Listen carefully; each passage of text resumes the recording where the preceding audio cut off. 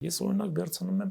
նայում եմ հեծի կառավարումը միջև Սամվել Կարապետյանի Մինչև 15-ով ենք խոսում։ Միջև 14 թվականի վերջ եւ 14 թվականի ծեսքում, օրինակ այն ժամանակ ՌԱՕ-ի կառավարման ներքո է եղել եւ երբ որ բացում ես օրինակ PNL կոչվող հաշվետվություն, եկամուտ ծախս հաշվետվությունը, տեսնում ենք, որ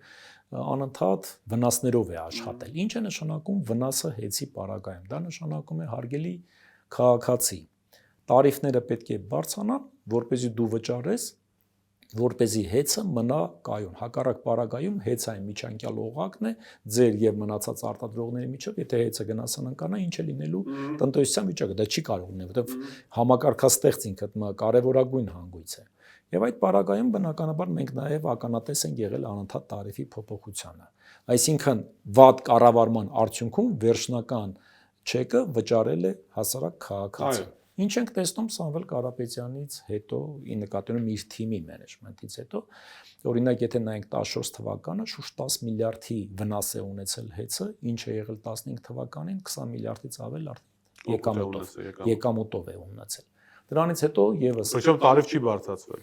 Տարիֆ չի բարձրացվել, միջև վերջերս ընդհանրապես տարիֆի մասին չի խոսել։ Ինչու տարիֆ չի բարձրացվել, որովհետև հեծը եղել է շահութաբեր։